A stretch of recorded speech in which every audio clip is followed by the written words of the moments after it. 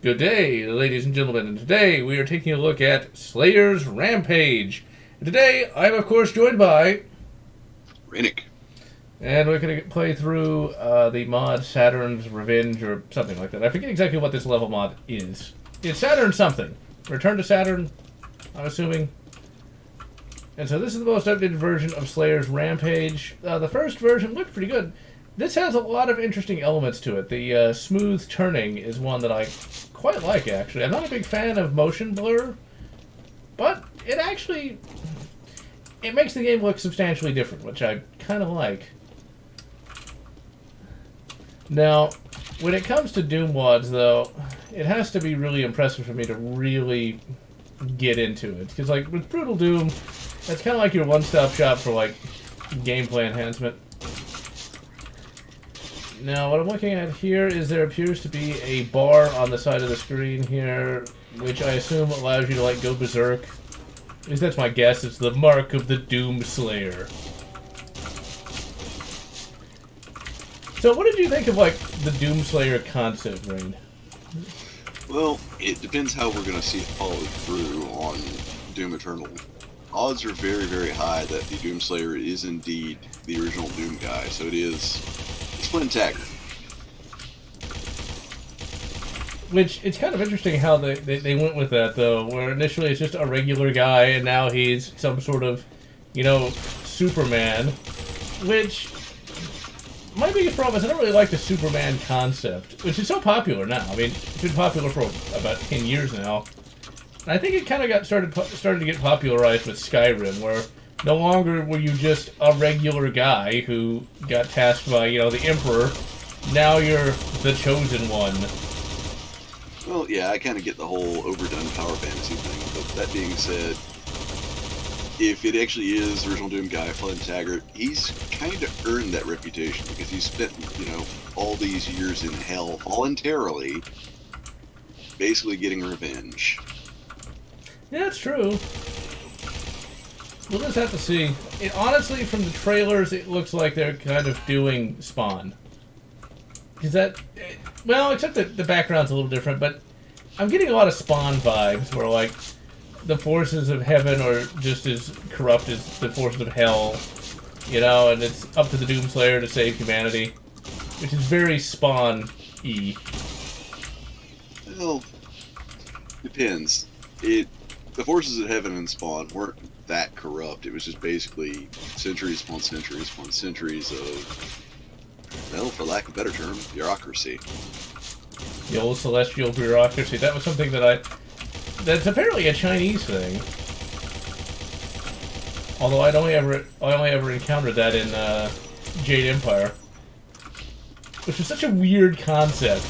The celestial bureaucracy. Eh? It's like that does sound very Chinese, though. The idea that it's not just God. God has, you know, all kinds of, like, middle managers, which that just sounds horrible. I mean, seriously, middle managers? Let's put it this way. If that's the case, I'm going to basically take a quote from Bowie and say, "You, sir, may go to hell. Me, I'm going to Texas." Hey, I'm already there. I don't have to go anywhere.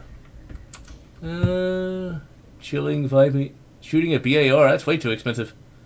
And work was decent enough. Doom Reboot Series is a sequel to Doom 64. Yeah, it pretty much is to a degree. Now, I wonder if they'll bring back, like, the Mother Demon and stuff like that. Hey, that would actually make for a pretty good boss. They still need to keep the Icon of Sin as, like, the final boss, but actually, I did not like the Icon of Sin from Doom 2. I never particularly liked that as a... well, we've already encountered the Icon of Sin in Doom 2016. It was destroyed. Really? I don't remember that. Oh, was that... was it the big skull you have to jump down? Yeah. Okay, well good, he's already dead. See, I didn't remember that. I thought that was something... no, I did remember that. I thought that was something else. I thought it was like the Titan of Hell or something along those lines. Yeah, it is, technically. Titan of Hell is the Icon of Sin. I thought that was two different characters. Now, I do wonder what they're going to do with Samuel Hayden. I don't know why they keep saying that he sounds like Optimus Prime. He sounds nothing like Peter Cullen. Like, nothing at all. Yeah, you gotta go out of your way to sound like Peter Cullen. It's not an easy task. I wonder if that's like one of the few reasons why Transformers has endured as long as it has, just his voice acting, because Transformers has no artistic merit whatsoever. No, you have the movie, yeah, the comics, and that's it. That movie is shit, by the way. The original. I know is. people love it, but I don't know. I liked it too, but one day I thought about it and I realized the only good part of the movie is literally the first 20 minutes. The rest of it is just a mess. None of it really makes much sense, and it just goes from thing to thing to thing. And it didn't really have to be that way. When your biggest claim to fame is Leonard Nimoy and Weird Al Yankovic's Dare to Be Stupid, you know that the movie is not going to be exactly high art. Yeah, but it didn't even have to be... It doesn't have to be high art, but it's like they could have just delivered on... kind of like what the TV show did, but... Well, the TV show wasn't exactly no great shakes either. Well, compared to the movie, the TV show's a little better. See, my problem with the movie is they really wanted to kill off all the old Transformers so they could sell the new toys, but... That's exactly what it was. It was basically an in-theater advertisement. They could have done it so much better. Like, save Optimus's death for the end of the movie. Save Megatron and all the rest of the deaths for the end of the movie. That way... no one would buy Hot Rodimus. Yeah, but who's going to buy that anyway? I mean, You'd be surprised. Thing really sold quite a bit back then. Really? I've seen the toy. It looks like shit. I mean, I'm not saying it was good. I'm just saying it sold quite a bit. Kids don't know it. Kids are stupid. And if you're a kid watching this, you're stupid for buying Hot Rod. Actually, you'd be in your 40s by now. But anyway. Yeah, it's just like, Hot Rod, all the new Transformers were shit. I didn't even like Ultra Magnus. It's like this blue and red Optimus wannabe. The toy was freaking huge. I've seen it. Although I say that, I actually will admit to being half a hypocrite. I do own an Ultra Magnus. I own the Transformers animated Ultra Magnus, which was a much better character, and that was a much better show than Gen 1. Gen 1 is held up as like the greatest thing ever, but a lot of the later Transformers shows were a lot better. And Transformers Animated actually had a decent writing staff. And a lot of the episodes were surprisingly good. Now, the human villains were kind of stupid, but whatever. They kind of ripped off a little bit of Batman Beyond with one of the villains they had. Which was basically the villain Blight.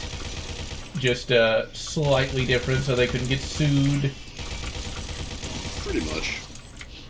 I'll never forget, though. In the year 2007, shortly before Transformers Michael Bay was released, I had a novel version of some of the comics. And I remember when I was still in high school at the time, people were like, robots turning into cars, that's a weird concept. And then literally like 6 months later, it was popular again. It was that weird little time when no one really cared about that particular show. I wonder if I could have got the toys really cheap back then. No. The original Gen 1 toys were never really that cheap.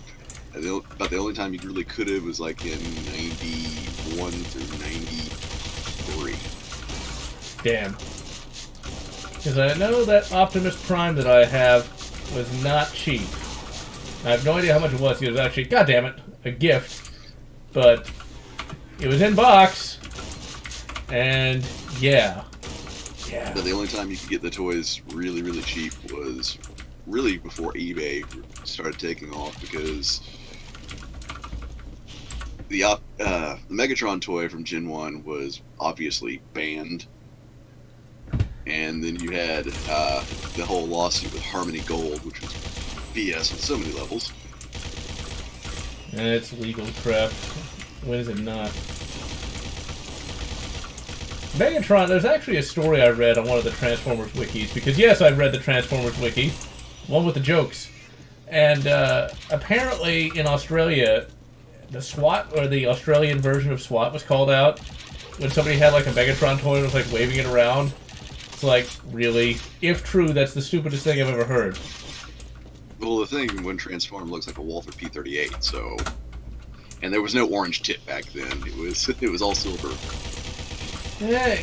Even then, I mean... You want to hear something even worse? Oh, God, no.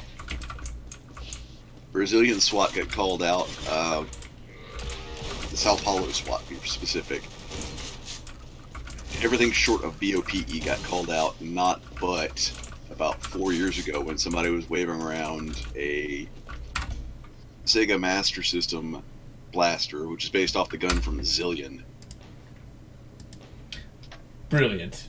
Just brilliant. Release the rage. Age. Yeah, I could do that. I could release the rage. Alright, Hey, Jack. Okay, that's punch. That's a big waste of shotgun ammo. Okay, I know some of these things have to be reloaded.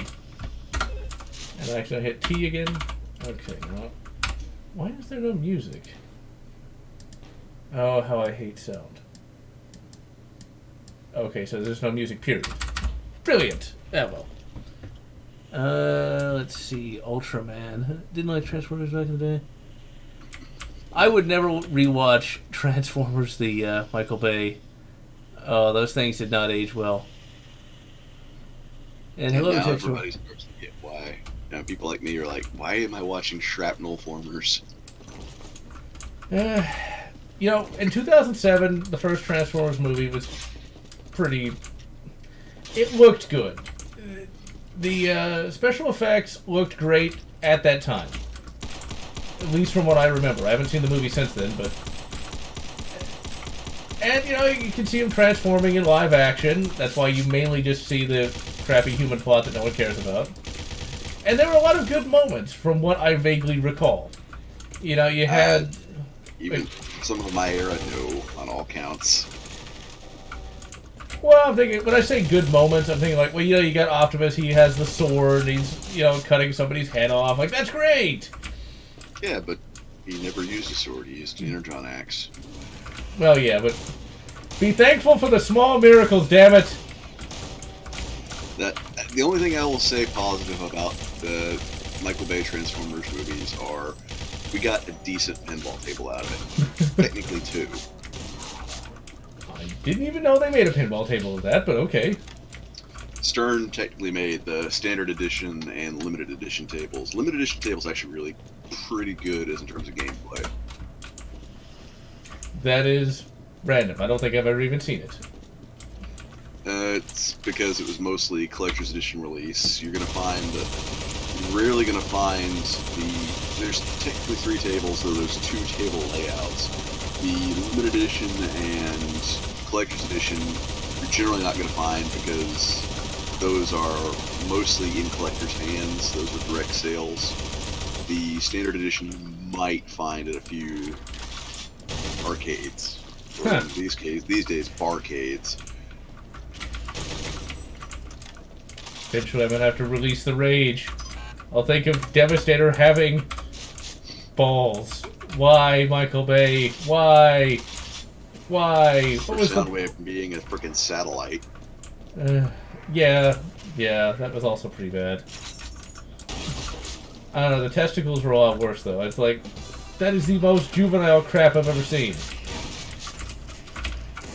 It's like, also, Techstorm, Syndicate, which version? We're talking the original Bullfrog, we're talking Syndicate Wars, we're talking that well-intentioned but ultimately very ineffectual EA pseudo-reboot.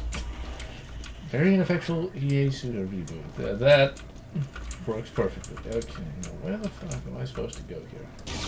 Yeah, these levels were quite excellent and turned me on. And this mod is quite excellent as well.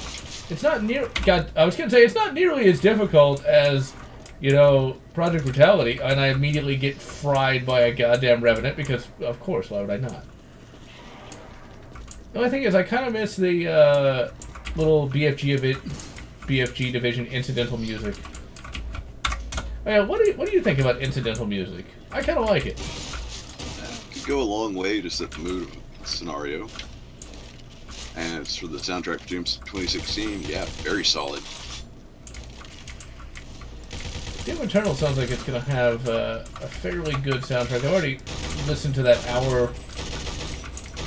hour-long mix they put up, or somebody put it up.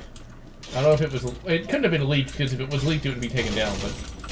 No, it was Mick Gordon and the Bethesda Studios that put it up. So it sounds like it's going to be pretty good. I'm glad they're not changing too much.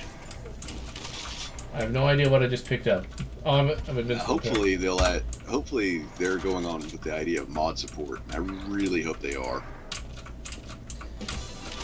That is just something we'll have to wait and see, because I am not in any way going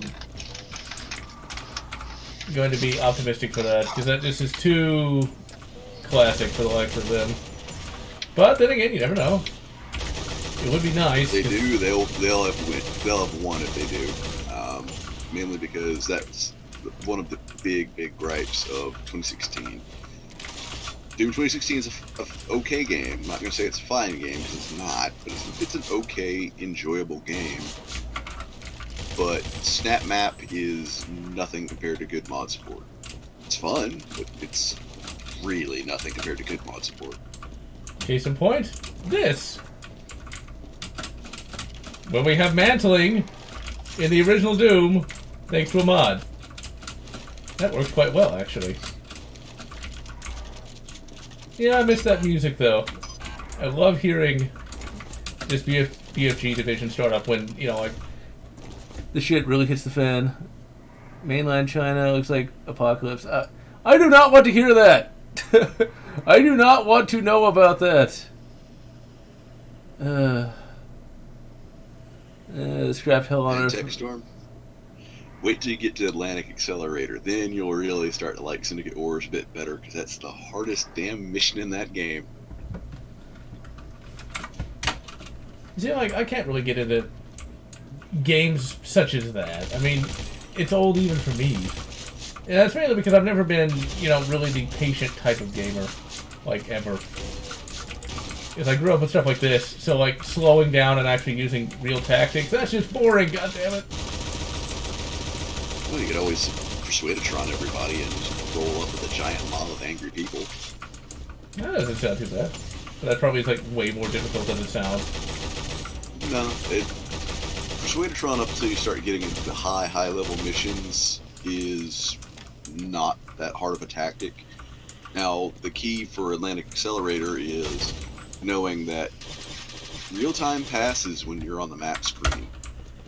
Meaning, you can cheese that out. So if you want to fully just kit out everybody after you've done all the research, start making your research fundings for like cybernetics, things like that, go in the map and understand that if you're running on a modern console and not time correcting, time in the map screen goes about 4 to 8 times as fast as normal, so free money. You're always gathering tax. The more land you have, the more tax you get. Wait, in Syndicate or XCOM? In Syndicate. I didn't even know you had any of that. I thought Syndicate was like this little squad thing where you'd like send your various forces to go like steal things. I didn't know there was like tax money and stuff like that. Well, yeah, that's part of the incentive for taking control is you get tax money, which goes into more research, which allows you to do better. Huh. But since if you don't time correct the code, the game will play fine in the action scenes, but in the real-time clock, which is used to determine time passing on the map screen, that goes 4 to 8 times as fast. And if you're smart about it and keep the taxes at a reasonable rate, you don't have to go, you know, miserly and bring that tax rate up to super high. So unless you change that, you're not going to get a revolt out of your regions. See, that sounds great in theory, but I know it's got some really bullshitty things. It has to, because like most of those classic games like that, if you don't know what you're doing, you are fucked. Well, the only real BS in Syndicate is American Revolt. Sorry, the entire expansion pack is kind of BS. It's really, really hard, and it was meant to be. It's kind of like the master levels for Doom. It was designed to be, okay, hotshot, you beat this, try this. I remember that. I never actually finished those. Guess what can I say? I don't have patience. Yeah, as for Atlantic Accelerator, you can cheese that. It's not an easy mission, but you can cheese it.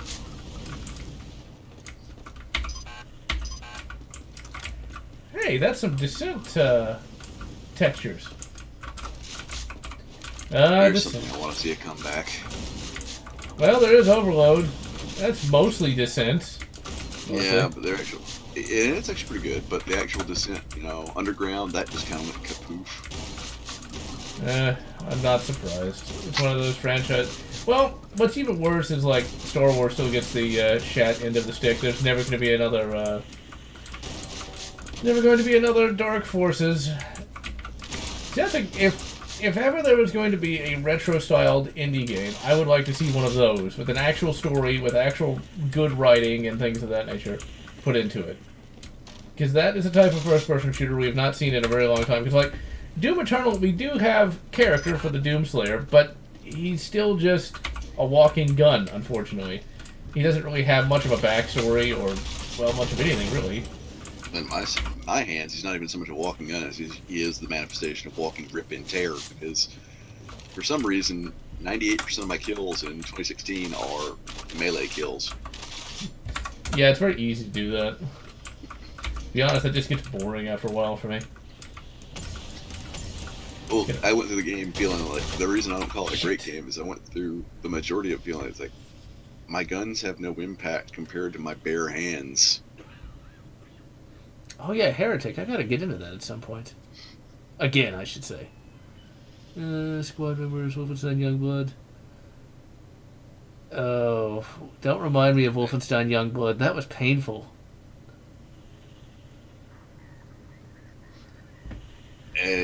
Yeah, I hate to say this, I really do, but the Wolfenstein franchise is DOA. It is dead. Rip and tear! Old Blood, New Colossus, enjoy those, and that's it. Don't bother with anything else. Cyberpilot is a joke, and Youngblood is, quite frankly, a slap in the face. And tech, to get more recruits, you gotta remember, you gotta use the Persuadatron. 10 civvies will get you cops. 10 cops will allow you to persuade other agents. So if you got a large mob, you can Persuadatron other agents. And the Release the Rage works really well. I would say, if you're listening, mod creator dude whose name I don't remember, bring back the music. This will be, like, perfect. It's already damn good so far. It's definitely more classic than Brutal Doom and Project Brutality, but it's actually pretty fun. I actually kind of like the minor improvements this gives. I really like how smooth the movement is compared to something like Brutal Doom. I mean, that really makes a difference. It looks more realistic. I'd actually like to play this in VR, or at least 3D. Because, for me at least, Original Doom here is actually pretty immersive when played in 3D. And I have played that a little bit in 3D, but this would be even more so. VR or 3D, it holds up surprisingly well. It was actually fun versus, see, like, the whole motion control thing, I still don't think that's going to be nearly as good as using a keyboard and mouse or just a traditional controller. And even then, a traditional controller, there still is enough delay that it's just not quite as good to me. Well, there's one exception I'll make, and that's simply from playing on a friend's PC, and that's Hot Dogs, Horseshoes, and Hand Grenades, and maybe VR Gun Club. See, the only problem with that is, I've heard people mention that in the past. It's like, that's still just a bunch of mini games, though. It's not like a real game. Well, yes and no. I mean, it does have its own roguelike, randomly generated first-person shooter within Hot Dogs, Horseshoes, and Hand Grenades. The movement's a bit jank, but that's to be expected because, well, none of us exactly have the space for, one of those endless treadmills, omnidirectionals. See, that's where I'm just never going to really get into VR until, like, there's a VR goggle set or there's something like a holodeck. Because it's still, to me, it's like, this is much more playable than anything I could do on VR. Vive Doom is one of the few things that actually would make me want to get, you know, a legitimate headset, though. Yes and no. I mean, I'll be absolutely blunt. It's my same position I've held for decades. And I say literally decades, because I've been in the VR game for that long, folks, since the 90s. Is VR is really best suited towards simulations such as flight sims, racing, driving, mech sims, things like that.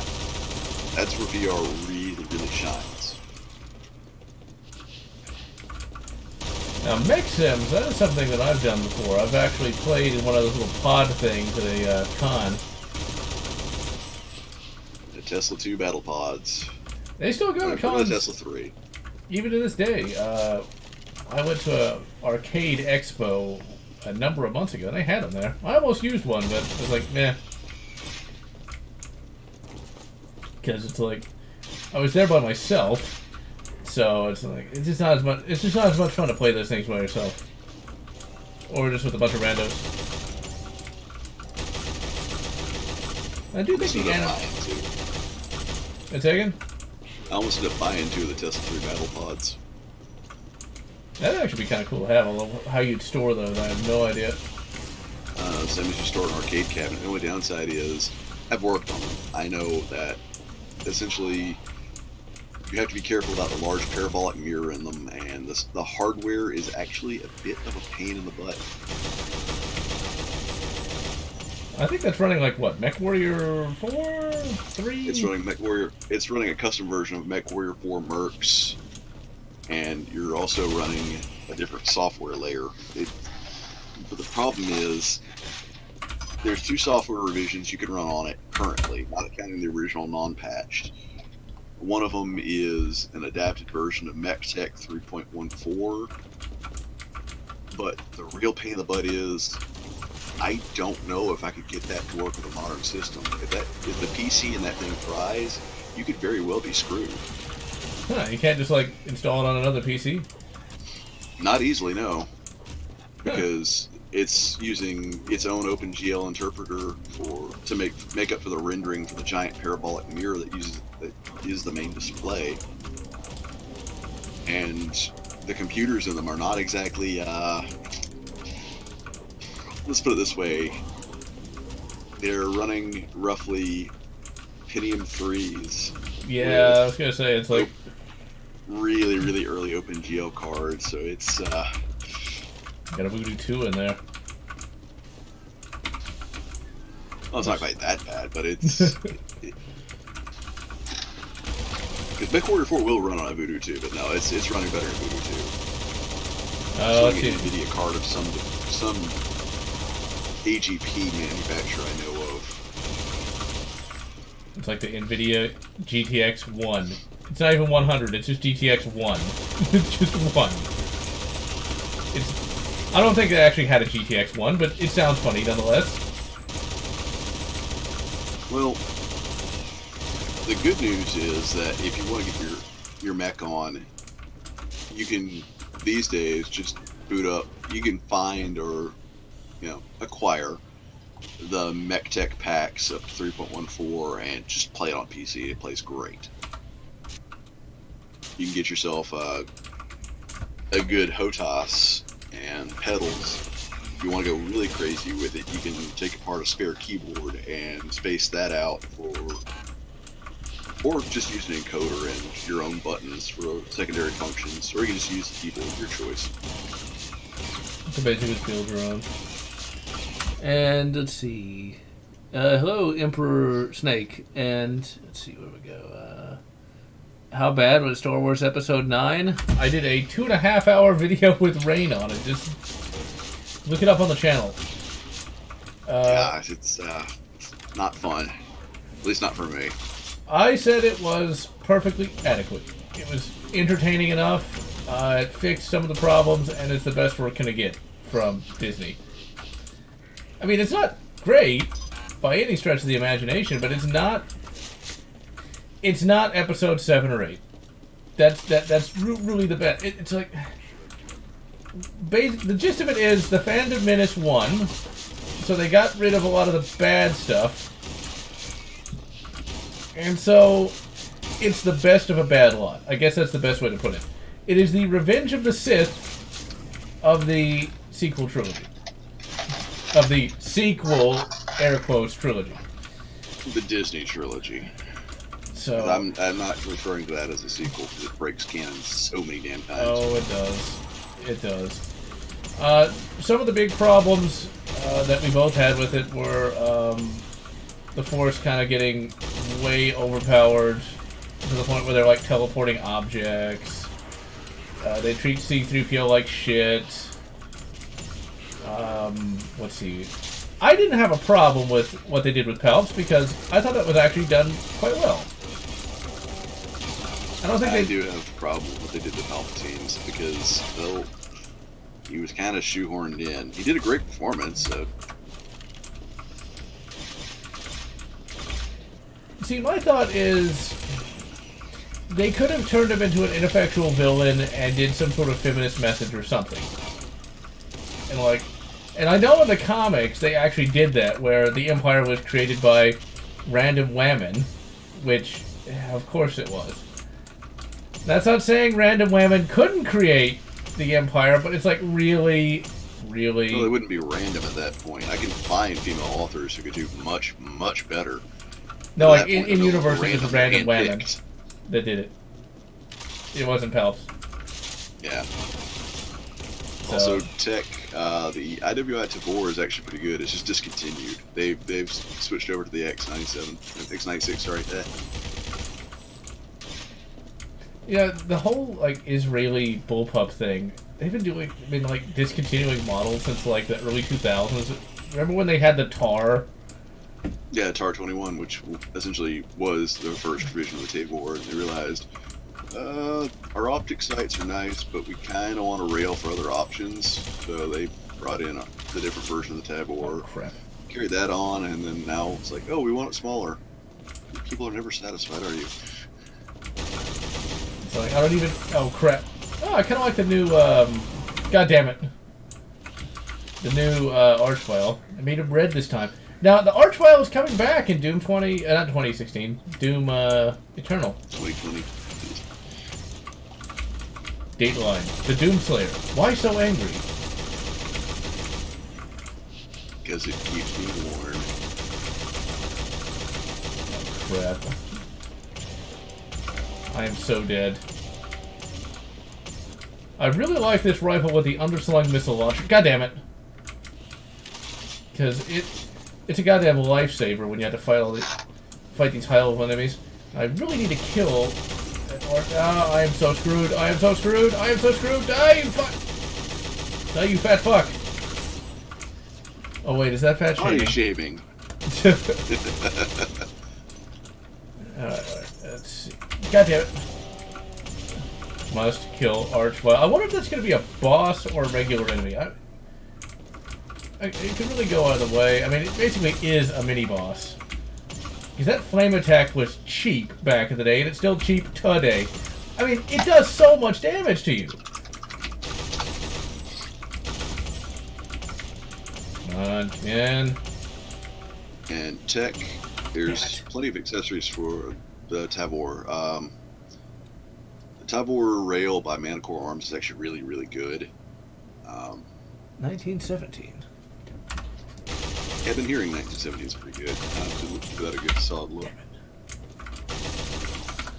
I will say this, the Manticore Arms stuff for the Tavor really kind of makes it look like something out of Aliens. Here's the important question. Is it actually better than an AR? No, but here's the thing. It's made for a different environment. It's made for CQB. It's also made for sandy environments.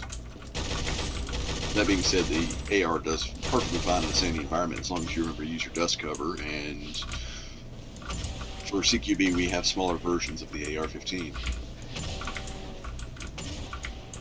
I don't think we're going to see the end of the bullpup anytime soon. There's still definitely...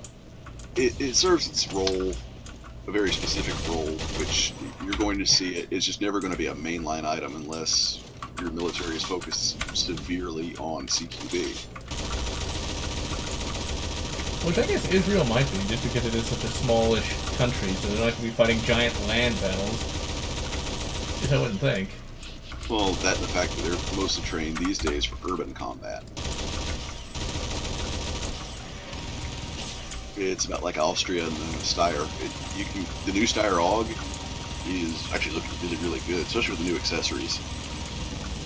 But, yet again, Austria, they're mostly focused on the idea of border defense and CQB in urban environments. So, a bullpup makes sense for them. And I love the super Gatling gun. I mean, that's just, it's ridiculous. Just shredded those goddamn Caco demons. Heretic can be ported to the Switch. Well, why would you want that ported to the Switch, though? What's the point of that? What's the point? You can take it on the go. Wait, say again? You can take it on the go. Couldn't you do that with, like, a phone, though? Like a controller? You can, but not at the same resolution. And Dan, you can. There are fan ports for Heretic on the Switch. You're not going to get an official port, but you get fan ports. And we got Diablo 1 on the Switch that was fan ported. Oh, there it is. Okay, then I locked me into a goddamn arena. Okay, do I have ammo for that? I want a shotgun with a drum mag. It's utterly pointless, but I want one. No. The Saiga 12 proven that a shotgun with the right drum mag can be quite useful. That being said, these days, SDS links standard Saiga MD Arm Saiga drum mag. There you go. Sensor Saiga 12 on the cheap. See, if I actually had someplace to shoot that, I'd almost consider that. Like, because that would be, like, really fun to do. Okay, good. Release the rage!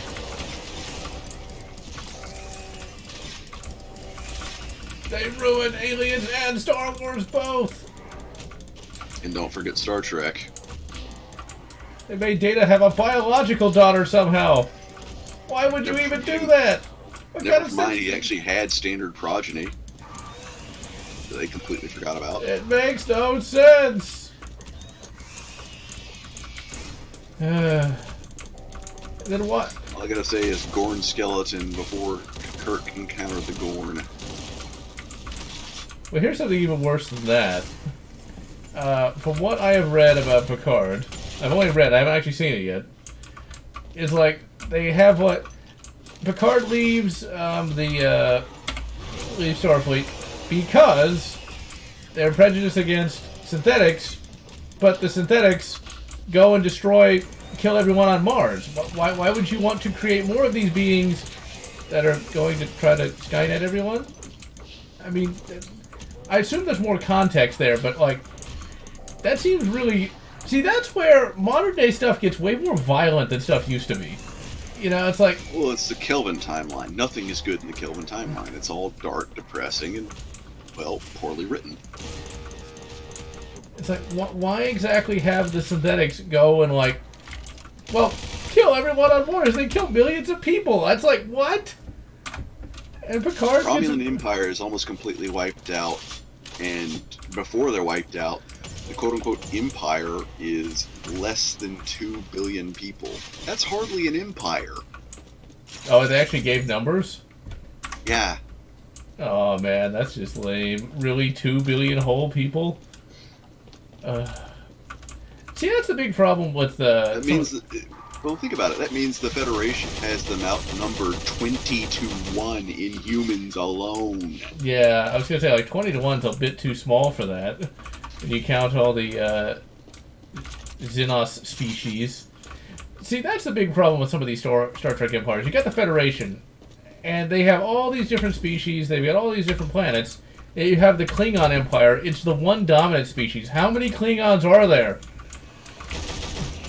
I mean, I get that they are very passionate lovers, but, let's be a little more passionate than you see.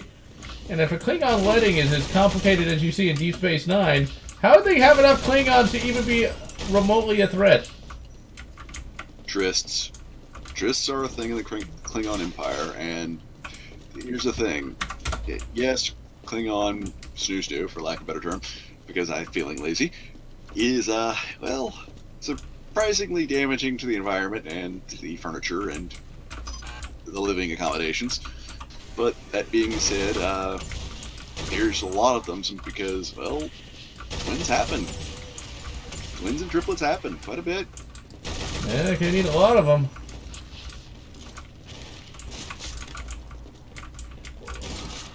See, like, if they had more than just the... Oh, I am so screwed. But you know what? I'm gonna do it anyway.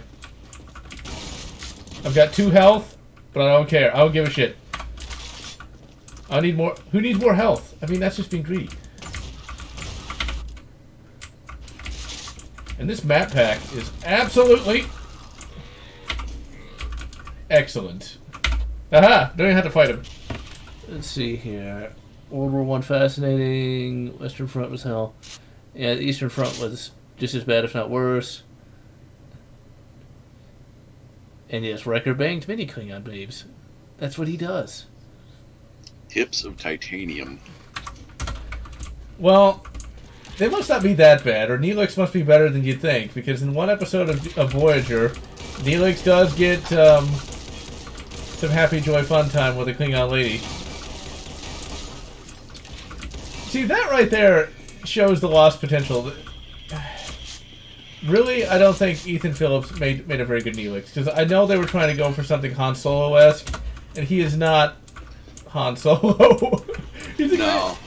He's way too nice for that. And it's like, they needed a different actor.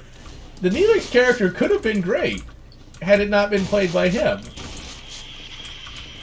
Of course, then who could he have played, though? That's a better question. You'd have to go for complete unknown at that point if you want to pull off more like the Han Solo style Neelix. Yeah, but what, like, using the Voyager cast, who do you think could make a better Han Solo-esque Neelix then?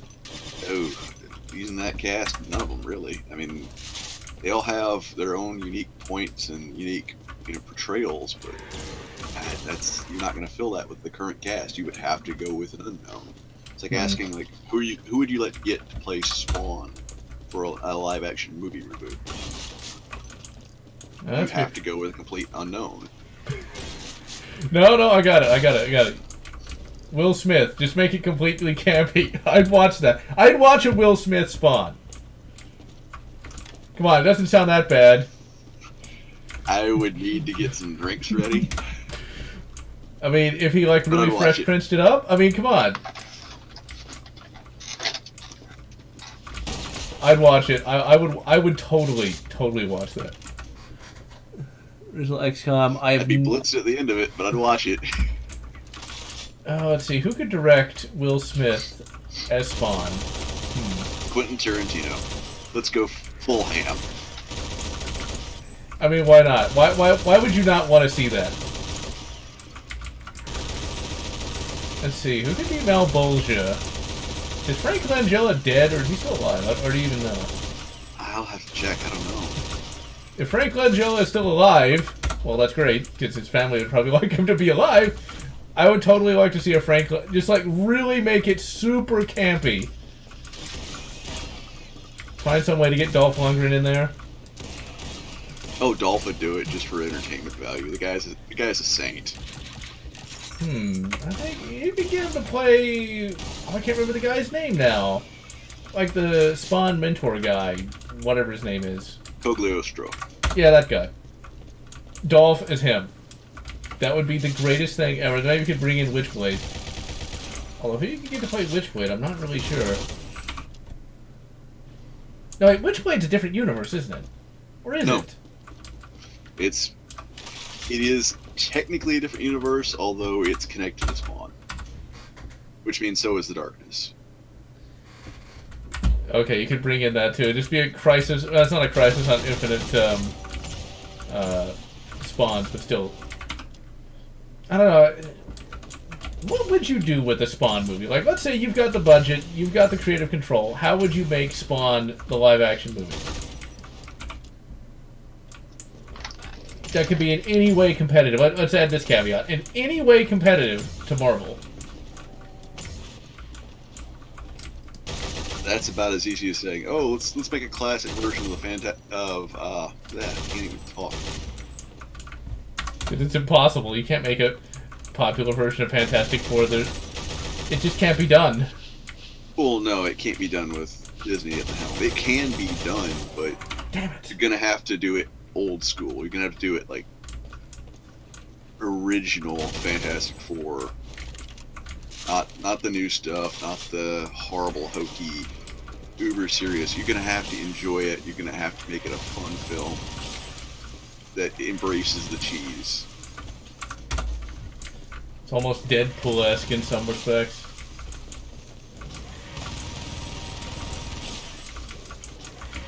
Well, you know, actually, now that I think of it, if you were gonna make it be cheesy, have them fight the Mole Man, and just constantly make fun of the fact that it's the Mole Man, the people of the moles.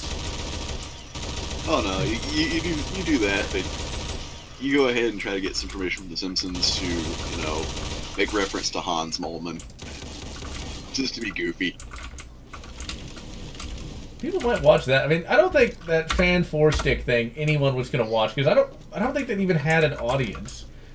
Most people It was pretty much a cash-in. It was basically, we have nothing at all we can do with this license, but we got to maintain the license. Quick, produce a movie. We don't care if it sells or not. It's just to maintain the license. Ironically, years later, it would become completely pointless because Fox got bought out by Disney. Yeah, it's not that hard to make a Fantastic Four movie. Just don't do that. I mean, don't make a movie that no one would ever in their right mind want to see. I mean, it makes those early 2000s Fantastic Four movies not look halfway decent by comparison. The PSA AKs are looking pretty darn solid right now. You've got Rob Ski doing a review on the A103, and it's holding up. It's got the FN barrel. It's doing pretty good. Oh, crap! Did you see that flame? Flame on! Rage on. There'll never be another Spawn movie! They'll have Macaulay Culkin as Spawn. Actually, that sounds... I don't even want to think about what that would look like. It would be patently terrible, though there's plenty of opportunity for humor. Although, Yeah. I wouldn't like it because, well, it's not Spawn at that point. Just make it a parody. Just make it its own thing. Do I kill him? Yes! Of course, the thing in parody is pretty much dead by today's standards. At Well, least sells most humor is dead because you can't be on the right side of the PC police and actually have humor because, well, they're humorless. Save.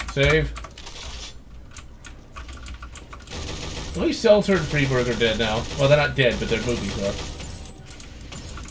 I didn't like Scary Movie when it came out, and I still think it's crap. Because it wasn't parody, it was, hey, you remember this thing? We're going to dangle it in front of your face at car keys for the next hour. Enjoy.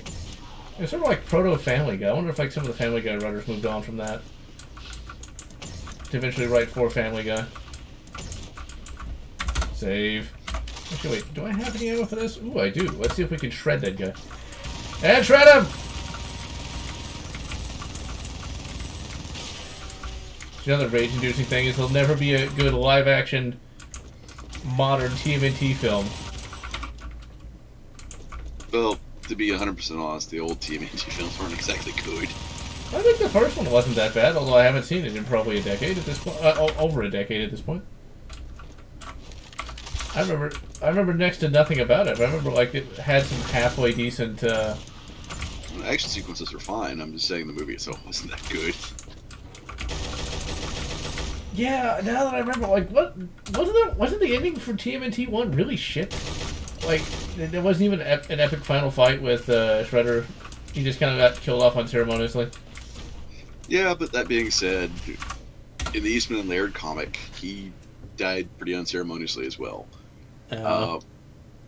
Honestly, I would really like it if somebody had the balls to make a live-action adaptation or an animated adaptation of the Eastman and Laird comic, because that You can't do that these days. It's like saying, oh, we'll hire Ralph Bakshi to make a really sardonic, underground, adult animated movie. You can't do that these days. You might be able to do that, release it independently. Maybe. No, that's just it. Ralph will do it, but the thing is that he just can't get the funding to do it. Go back and watch some of his movies. I saw Wizards in theaters. There was okay, Wizards is his tamest work. That's the tamest? Holy shit! It's a damn good movie. I do love it, but that is his tamest work. For those who have not seen Wizards, watch it. It is the most... it's an experience that has to be seen to be believed. Let's save... I don't even know how you describe Wizards. I guess the best way to put it is you've got two wizards. One is good and one is bad. The bad one is... The good one tries to destroy the bad one, except it's the distant future after the atomic apocalypse. And the evil wizard is using clips from World War II to, like, mesmerize people. And then there's, like, a robot who's kind of like Boba Fett, but has a really weird voice. It's insane. It is the nuttiest thing I've ever seen. Oh, wait till you see Fritz the Cat and the rest of his works. Now, how weird can Fritz the Cat really be? It's a trip. One that references and was probably inspired by and definitely feels like one of illicit narcotics. It's like, now I'm almost curious enough to try to sit through that, because I've heard that it's supposed to be weird, but, like, it's a movie about a talking cat. How strange can that be? It touches upon 1970s and early 80s social issues, which really you could not make today. You would be strung up. A Marxist would kill you. That is so weird to me. It's like, how does a talking cat even... How does a cartoon cat address social issues? It addresses racism, sexism, socialism, the hippie movement. I mean, it's surprisingly deep. And this is from the Where There's a Whip, There's a Way guy, huh? Uh-huh. I assume that was his way of addressing the bondage movement of the 1960s. No, that was basically him thinking, okay, well, we have to make oppressive orcs a little bit less disturbing for the general audience, because I'm going to be absolutely honest, Tolkien orcs, yeah, that's not kiddie material. Even though I was reading that before I was a teenager, that is not children's material. They're cannibalistic, they're ruthless, they're violent, there's nothing about that which is safe for family audiences. Red pepper? What is that supposed to be? I assume that's some sort of classical thing that I've never heard of. Makes the fit. Yeah, that pilot, Turok Fireseed, sounds like crap. I mean, my god. It's like... I've still got to watch episode 3, but episode 1 and 2 were just not good. See, like, I'm gonna wait until that whole show is actually released, and I'm just gonna binge watch that whole thing and see how bad it really is. Well, I'll go so far as to say this. Episode 2, Picard has not left Earth. So that's why the trailer's like, he leaves Earth later that day. It's like, nope, he's going to be stuck there for half the series. Because I was really disappointed by Mandalorian. People still love that show, and I'm not really sure why. It is nothing but filler. And I wonder if Picard's It is, but I'll be blunt. I'll take the filler of Mandalorian over Picard. Wow, that's just sad. Well, at least Mandalorian is a basic Western kind of thing, even if it is nothing more than just sort of a modern-day interpretation of, like, Outlaw Star, Cowboy Bebop, and Trigun. See, if ever I reviewed anime, I'd love to review Trigun. That is one of those Adult Swim classics that no one really talks about. You'll hear people talk about Cowboy Bebop all the time, And Outlaw Star, but Trigun just gets kind of swept under the rug. Well, of Naito's works, it's actually really the only one that's had any major success here in the West. Yes, I know Gungrave. Yes, I enjoy Gungrave as well, but understand, Naito manga as compared to the anime, it gets pretty dark in the manga. Yeah, that's always the way. And that anime was like way darker than anything I'd ever seen before. Now, if you're talking dark, there is an anime I watched that was recommended me by a fan, and I would not have watched it had it not been recommended to me, but it is the darkest anime I've ever seen. You would never believe it. It is a magical girl anime. Shut up. Stop judging me. Not judging, because I've seen a lot weirder. So, it's called Modica Magica. Oh, yeah. It is the darkest anime you will ever watch, and you wouldn't think it from that name. But it is. It legitimately is. It completely subverts all expectations, but actually in a good way, believe it or not. Where it's your basic magical girl anime, but every time they use their magical powers, they come closer to being corrupted by what is effectively chaos. And becoming the very thing that they're fighting. It gets pretty deep. It's the weirdest thing. The movie. I saw the movie. There was a movie. And it's not just a compilation of anime episodes. It's even darker. It has an even worse ending. I'm not going to spoil it, but that is going to be the darkest thing that ever darkened up. And it actually is surprisingly well written.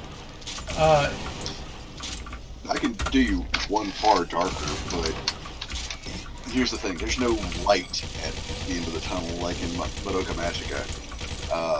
There's no super positivity to it to offset the darkness. It's just all dark. But it's just a movie. It's not a series. That's Perfect Blue. And what's with the Japanese and like names like that? It's like Perfect Blue. That can't be that bad. Oh god. Let's put it this way. Perfect Blue is essentially what would happen if you made Alfred Hitchcock go to Japan and make an anime. That's going to be interesting. Eventually I need to review some of the Elric stuff.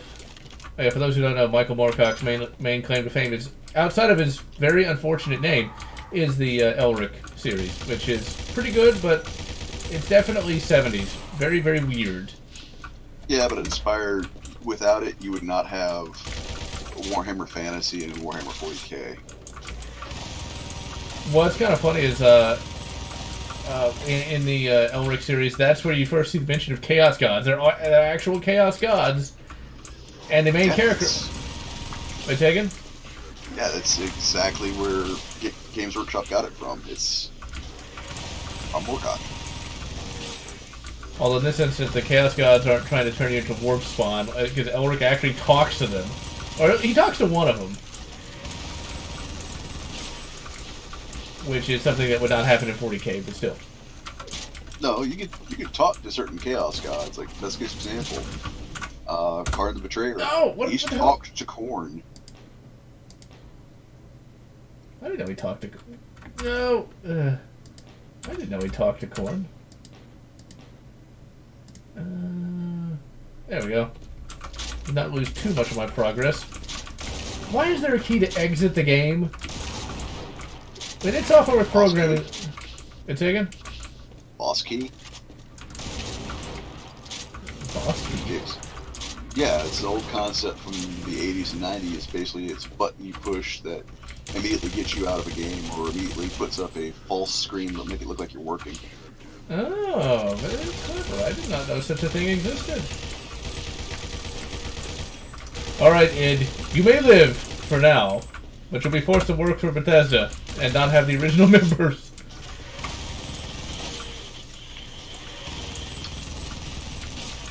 I don't know if the original Doom had a boss key. Well, whatever I hit, like, kicked me out of the game. It didn't kick me all the way out of the game, but it's right next to the quick save key. Because I know Dad was really guilty about it when his last days before he, started working as a surveyor, his thing was he would play Harpoon, and it had a boss key, which is hilarious because it's a game that was actually supported by the U.S. Navy. Yeah, I remember you mentioning that. It's like, that is the weirdest thing. But I've actually looked at the game, and I can see why the Navy would support it, because it looks like the most boring thing ever. No, you want to talk the most visually boring thing ever? Aurora 4X. Do I even want to know what that is?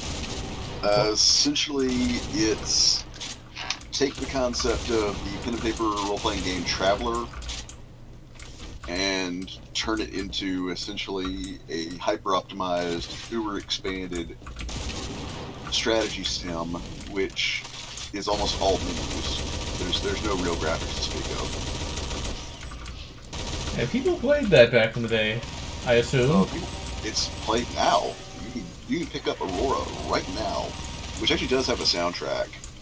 It's actually pretty good. Soundtrack's good. And for those where, you want a strategy game, but, you can't be caught, goofing off at work, it's great. Yeah, it's Spreadsheet Simulator, 1992. Yes and no. It definitely doesn't look like a game. It doesn't feel like a game. Until you start getting into it and you realize, oh wait, you're controlling, you're occasionally controlling battles, but you're controlling exploration, mass accelerators, things of that nature, and it's really hard to explain because it's something you gotta get a feel for. People call me nerdy. It's like Spreadsheet Simulator. And I thought EVE Online was boring. Oh no, this is a lot more entertaining than EVE Online. EVE Online is work. Like, I avoid EVE Online like the plague. I'll play a few rounds of Harpoon. I'll play a few rounds of Aurora. I am not touching EVE ever again. I never touched it, period. I've seen people play it, and it looks terrible. I'm definitely much more of an arcade, kind of like, id gamer. Now, like the RPGs I play, they have to, be games, not, spreadsheets. Traveler intrigues me to a degree, but not enough to actually play it. Because it sounds cool. It's like this sci-fi thing, but when you actually read people talk about the rules, it sounds so convoluted to the point where it's like, how do you even play the game? It is. It's one of those you really just got to jump in and get your feet wet. There's no other way around it. It's like, give me a simple game where I can actually play and have... Oh, crap! Actually play and have fun versus, okay, I need to read 8 different rule books. I need to, study the entire monster manual. And then maybe I can create a character, but I can also die... That's the game where you can die during character creation. Why is that a thing? Why, I ask you? Essentially, it's to spice it up. A bad roll, you won't die normally during character creation, but if you push your luck, you can die during character creation. If you're, I really want this benefit, but if there's this risk for this benefit. See, to me, that sounds intriguing. But, I'm going to use a horrible, not a metaphor, but horrible analogy. A Dryson needle rifle sounds intriguing, but I wouldn't want to have to use one. Fair enough. Well, here's the thing. Even in Warhammer Fantasy, the original roleplay game, before it really took off as a tabletop game, you could die in character creation if you played an Agent of Chaos. You're playing Slaves of Chaos, and you roll wrong, oh look, you're a Chaos spawn. Now, if you had a good DM, you'd make that a wise use of that and say, "Hey, my party's got a free Chaos spawn. That's free muscle. Roll a new character." See, to me, it just doesn't sound that great. That just sounds like that's something that's just going to annoy me.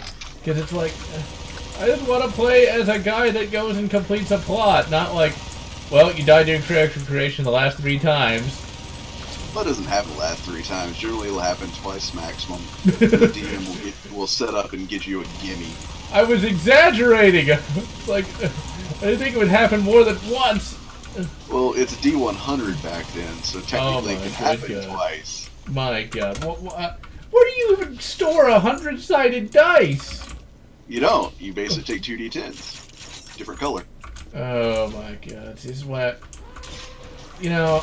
You could buy a D100, and I've got one, but for most D100 rolls, I just use 2 differently colored D10s. I think it's gotta be the size of a basketball.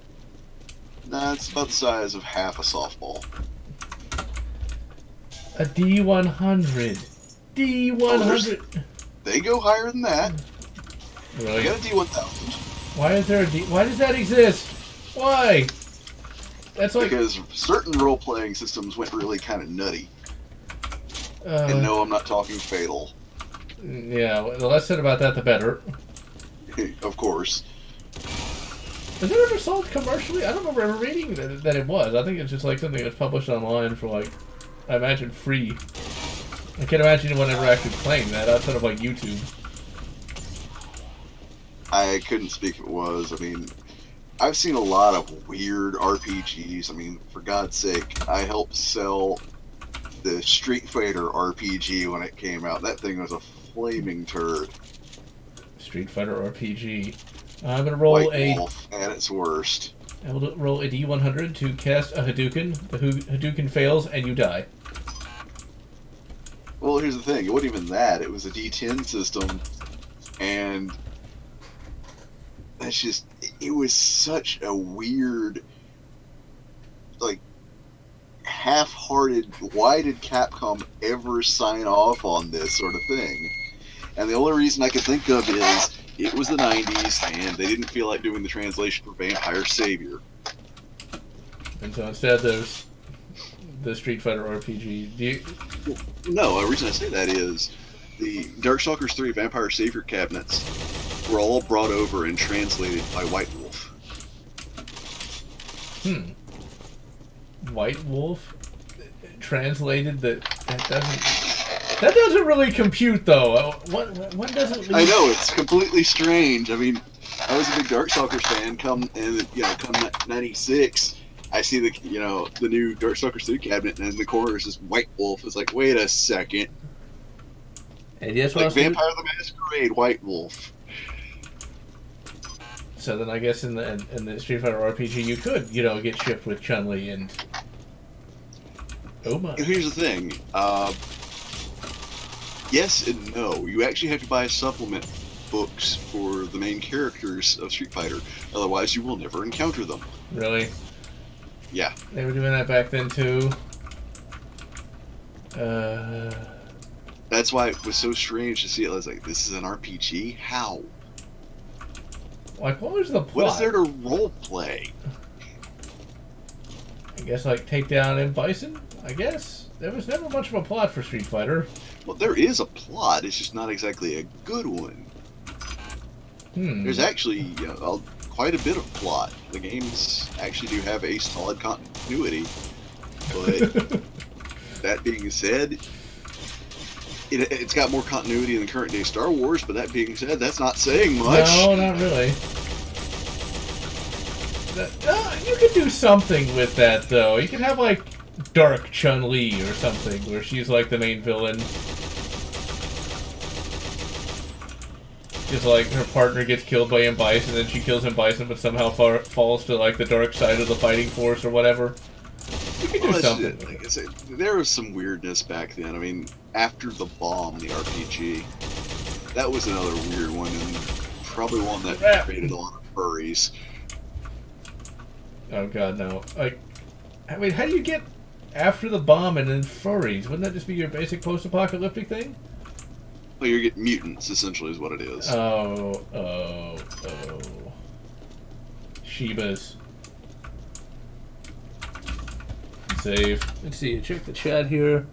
Different animals, different stereotypes to make fun of. Chrono Trigger. I have played about 15 minutes of that. Couldn't get into it. I've always liked it, but I'm of that era, so that's a kind of expected thing. Camp Pendleton. Set his ship in the morning and still be on course. Wow. Titular Shadow Man? I've never heard of Shadow Man. Eve has its own players, societies, and politics. I've got friends who are deeply into it, and I will never get back into it. It's not going to happen. It does sound pretty insane. I mean, Street Fighter the movie isn't that bad, but it's not that good either. It's better than Rise of Chun-Li, and I would actually say it is every bit as entertaining as the Mortal Kombat movie. It is certainly no worse than the Mortal Kombat movie. Paul Julia did that movie just to make his kids happy. That I will always give it credit for. Because Paul Julia kicked serious ass. And he really was quite entertaining in that. And people forget that Van Damme actually did a pretty good job. I mean, sure, he's not Guile. He's not, he's not that character at all, but he's pretty funny. I mean, and who wants to get on my boat and kick Bison's ass? It's like, yes, I love it. Please more. Although I would have actually rather have seen Schwarzenegger as Guile. That would have worked a little bit better. Yeah, he still would have had the accent, but... Actually, I don't know. Who would have made a better Guile? If you wanted to be serious about it... Well, given its time, this is going to sound strange, but... Honestly, go with the wrestler Sting. Really? Because remember, back then, he still had short hair, he was still kind of the surfer guy. He could have played U.S. Navy. Now that would be interesting to see. But could he actually act, though? Or we'd have like a Hulk Hogan kind of thing. It'd be better than Hulk Hogan, I'll guarantee you that. Hulk Gig. I'm going to be blunt here. Let it be known I am not a Hulk Hogan fan. I never was. I was a Macho Man Randy Savage guy. Hulk can't even produce a good, couldn't even, at his time, could not even produce a good match in ring. He was all fur coat, no knickers. Now, that's underpants for those of you who are not in the know. British saying, blame my ex. Terry Bonella, Hulk Hogan, was really a man who took other people's gigs and their shtick and made it pretty fresh for the 1980s. He took Superstar Billy Graham's shtick and reinvented it for the 1980s.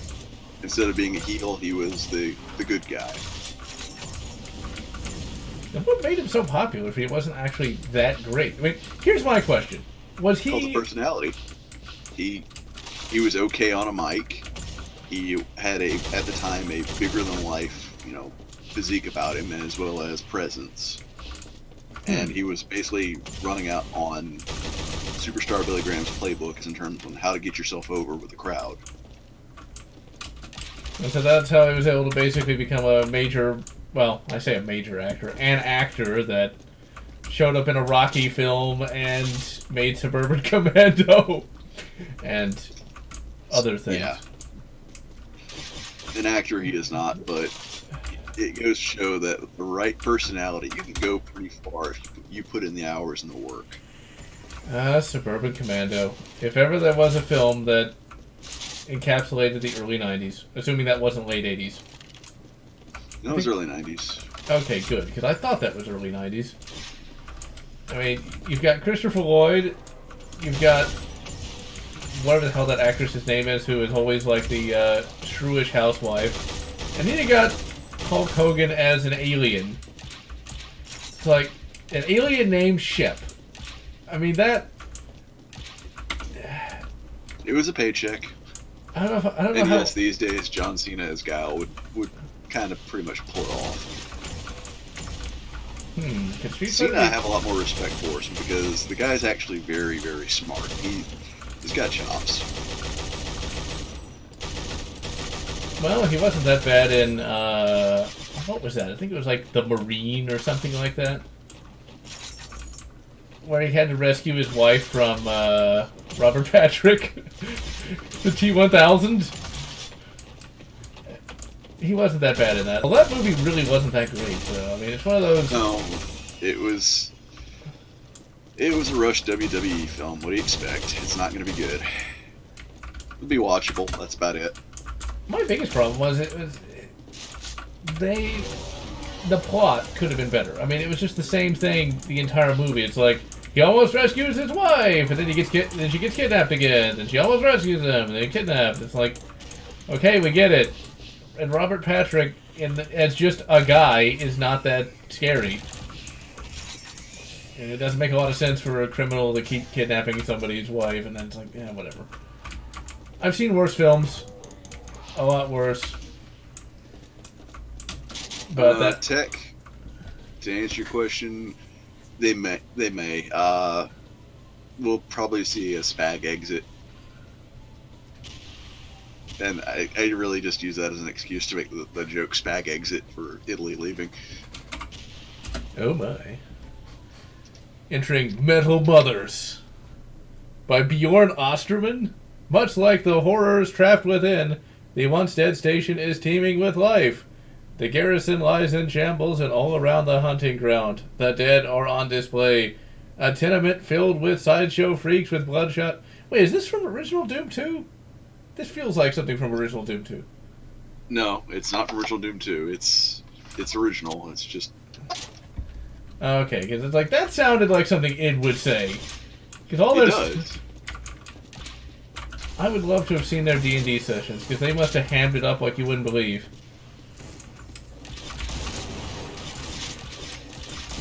Yeah, like, here's my question. How many developers today are as nerdy as developers of the 90s? Or are they all just kind of, like, not really into that sort of thing, but more into the programming side?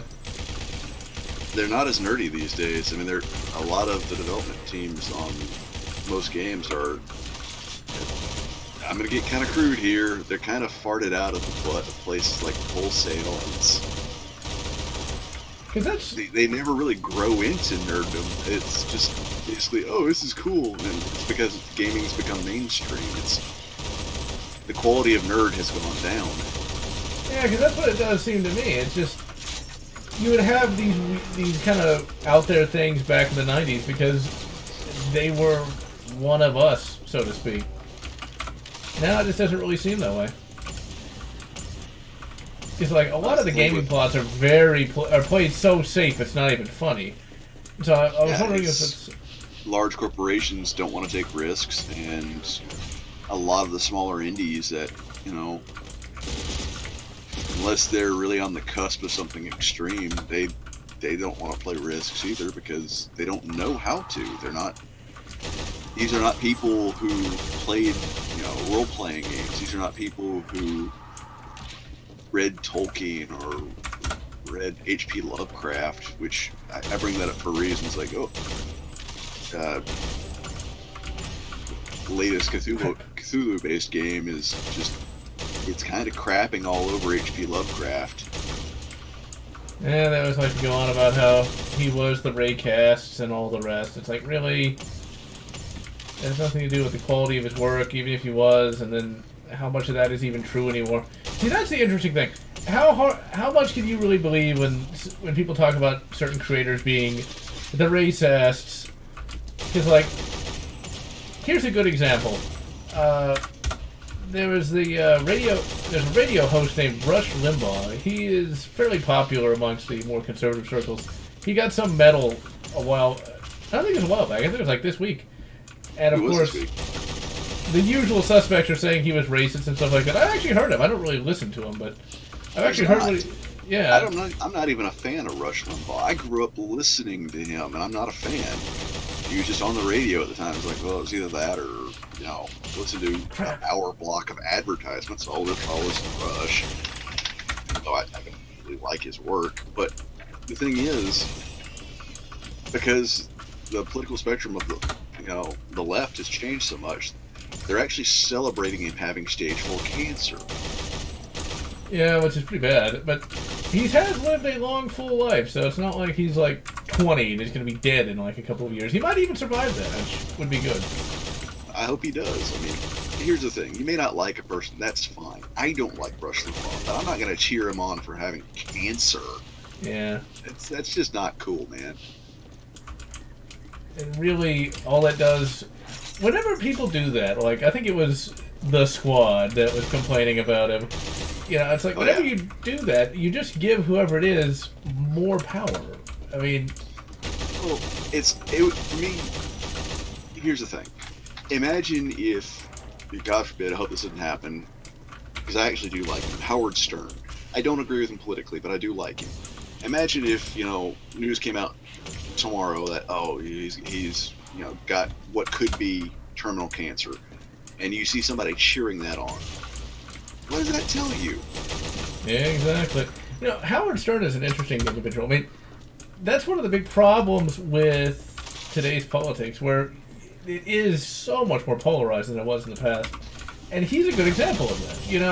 He appeals to both left and right, and had both in the past and today. And that's how it kind of used to be. There weren't these two armed camps, really. Well, they were, but at least we had, some degree of civility to it. It wasn't, just automatically, you are the great Satan and I must defeat thee. I don't remember it being that, really divisive, though, back then. But then again, I was a kid, so I might not remember everything. It was there, but it was, we completely hate each other's guts, but we can at least agree to disagree, and, that's that. Now it's, you must be on with the left, especially. It is in the further parts of the right, but nowhere near as endemic as it is for the left, is that you must be agreeing with us every single second of your existence, otherwise you're the enemy. You are the great Satan. I think Howard Stern's going to probably get excommunicated, because I highly doubt he's going to go for all that crap. Well, no, there's already, the more DNC minded out there that hate his guts, and I don't really see why. It's like, dude, he's a shock jock. He is made to offend and entertain. That's his whole shtick. It's still kind of amazing to think he's still going on after all these years. It's like, holy crap. And he's got to be getting pretty old at this point. Because I wonder, back in the old days, when these guys were just starting up, I wonder if they ever thought they would still be doing the same thing they were doing for the past, 20 years or 30 years. It's like when Howard Stern, when he first started out, he didn't even know if he would stay on radio for more than 5 minutes. I mean, he's been fired by CBS, by Clear Channel. He's had a pretty dogged career. And now he's probably one of the few reasons why people even have Sirius satellite radio. He was the selling point for Sirius for quite a few years. I like the overheating mechanic in this. Makes it a little more realistic, because I imagine a plasma rifle would actually generate a lot of heat. Here we go from Howard Stern to plasma rifle thermodynamics. Private parts to overheating parts. Hey, those things can be one and the same depending on the temperature. Or if you have an AC unit that actually works. Stay out of Habania, folks. Save.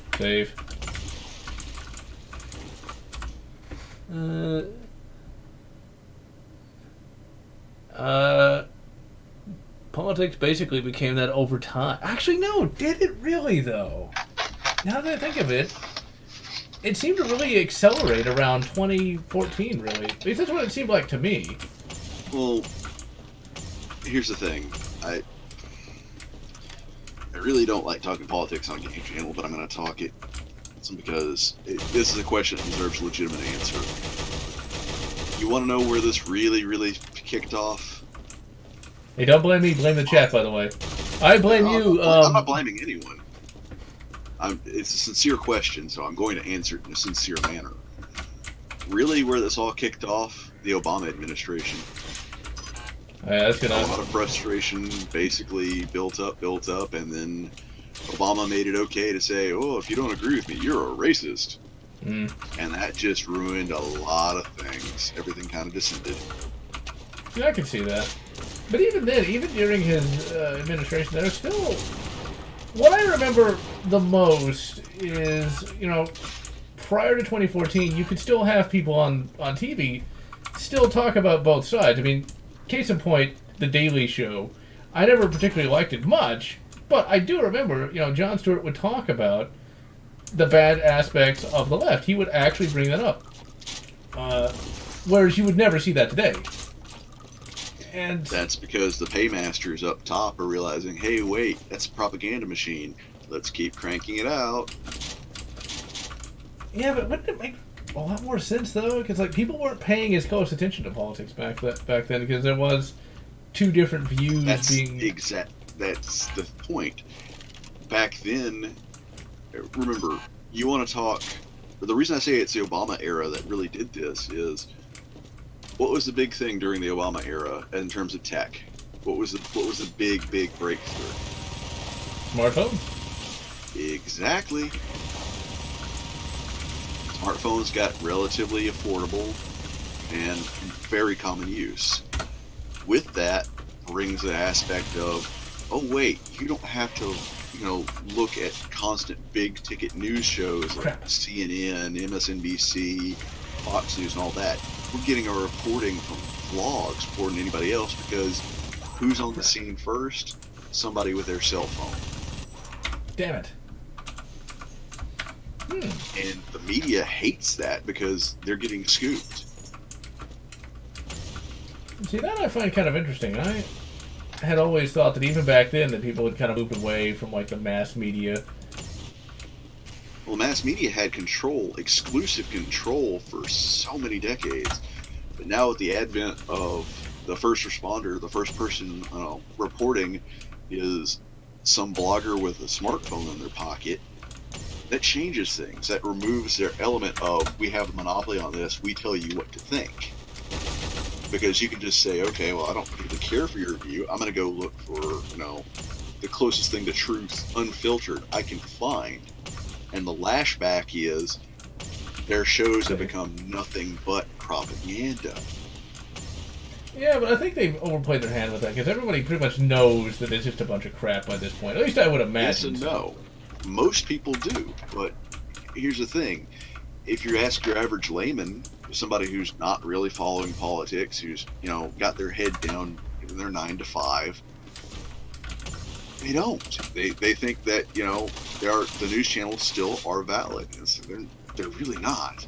Now, the worst of it is those that are brainwashed. And you have to basically expose them to the fact that CNN's been caught lying several times, even so far back as the first Gulf War, and yeah, it's just see that in of itself. They're full cultist. See, that in of itself also goes to show you a change in times as well, because like Family Guy made fun of that, and you would never see that today. Because they all have to be, kind of in lockstep with one another now, which really sucks. Like, quite a bit. Yeah, I don't know what's going to happen with that. The whole get woke, go broke thing is not going to last, and really isn't. Well, that's just it. The go broke part is what's happening to modern media. I mean, look at, even amongst blog sites, look at Vice. They've had to fire over 100 people. They're running on a skeleton crew. And I don't think Bloomberg is going to be quite as successful as he thinks he is. Because not this term, no. This presidential term, he's got no chance whatsoever. Now, what he can do, and what he is doing, and will continue to do, is he will continue to pump millions upon millions upon millions of dollars into anti-gun efforts. Make no mistake there. That's his raison d'etre. That's his shtick, his thing.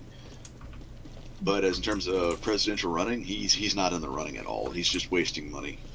And I highly doubt he's going to succeed with that either. I mean, all that's done is just... I think when it comes to politics these days, everybody's kind of gone nuts with a lot of different things, and the average person is just kind of tired of it. And well, yes, you got to look at it from both sides. You have to look at it from what we assume is the average person and the actual average layperson. The actual average layperson is not paying attention to this. At least not closely. I thought they would have paid a little more attention, especially now. You'd be surprised. Because it is a bunch of crap, and people... See, then again, though, I think people are... The average layperson's sick of it when it comes to their entertainment, because it's their form of escapism. When they're forced to face more real life with within what should be their escapism, they get PO'd. Well, that's more what I mean than anything else, because it used to be no one really cared that much about political things. It's like, yeah, there's the president, there's all the various people. Now a lot of these people have become celebrities, and I think people are getting really tired of that. Because it's the same old crap over and over again, and no one really wants to have that constantly just shoved in their face. At least I know. Yeah, no one does. You think the left likes it? No, they just like the fact that it annoys everyone else. They get off on destruction. As for Gabbard, she's just another politician. I wouldn't want her in the presidential office, not without some more experience. And she really needs to dump the DNC, because that's an anchor around her neck. As soon as she dumps the DNC, she'll be a lot better off. Run independent, run Republican, run anything but DNC. I mean, hell, run Green Party. You'll probably get more votes that way. Not that the Green Party's ever won anything, but whatever. No, it's not a matter so much of winning. It's just the fact of the DNC is actively holding her down. She needs to dump that party as quick as possible, because ain't no survivors to a communist party. Yeah, that's a fact. Ugh. I think that's another thing. The only way people like Bernie can actually succeed is through ignorance more than anything else, because does anybody really want communism? Like, it's pretty obvious that it doesn't work by this point.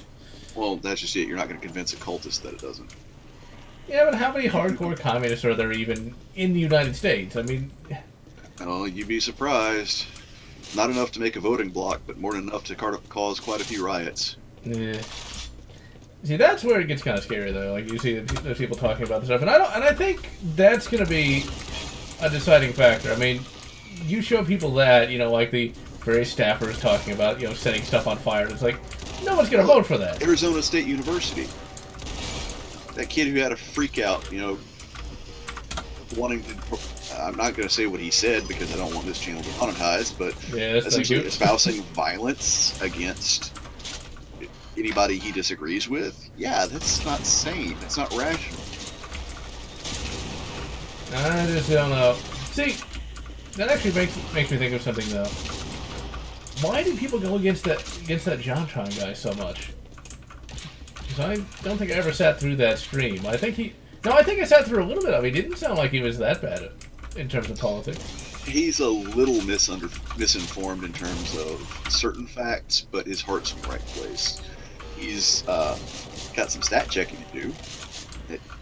His biggest problem was he made a statement without having the hard, cold data on hand.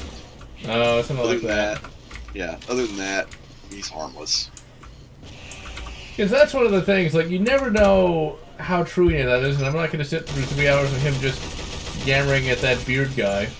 What the hell was that guy's name? He was popular for a while, and then he got into politics, like, legitimate, like, he tried to run for some sort of office and lost. What was that guy's name? Started with an S. I don't know off the top of my head. It's been a while. Oh, what was his name? I used to... It was something of something. Places. No. Sargon of Akkad? Yeah, that's the guy. Okay. Yeah, he did like a 3-hour live stream like 3 years ago about that, and people still... Certain YouTube channels Sargon's really shot himself in the foot in terms of choices. He's, yeah. See, I don't follow any of that. He's special. As tech, for people in high places, you want to know the best right now?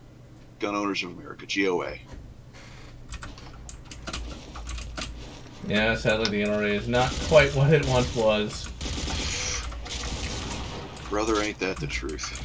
See, I could totally lie and say, like, that's why I never got the life membership. No, I just didn't want to spend the money. But it sounds great. I have a life membership, and it wasn't worth it. Let's see, communism? Yeah. In which case, point him to Mao, point him to Marx, point him to Pol Pot. Oh, you know what they'll Castro. say. Oh, if they say, oh, that's not real communism, you shove it in their face. You show them the death tolls. It's like, It only appeals to the ignorant or the bloodthirsty. See, to me, that kind of being anti-communist, to me, transcends both left and right. Because I think there's a lot of things that don't have a left-right dichotomy, and that's one of them. I mean, it used to be, but the thing is that the modern-day DNC has embraced Stalinism, Leninism, Maoism, Pol Potism. They want a version of the Great Leap Forward, replete with the death toll. They don't care. That is what they want. That is their active goal. Yeah, but they're not going to get it, though. I mean, they don't have enough people to do that, no matter how much they want it. Oh, yes and no. I mean, here's the problem. Why do you think they keep pushing for, ban ICE, border crossing shouldn't be illegal? Why? Because essentially that's a case of we got more people than you at this point. If we get this, we pull this off, we got more people voting for us than you'll ever get. See, I think with that, they're going to end up shooting themselves in the foot with that because people aren't going to want to lose, well, America. I mean, if you're going to risk your life like that, you're not going to want to have the country you risked everything to go to turn into what you just left.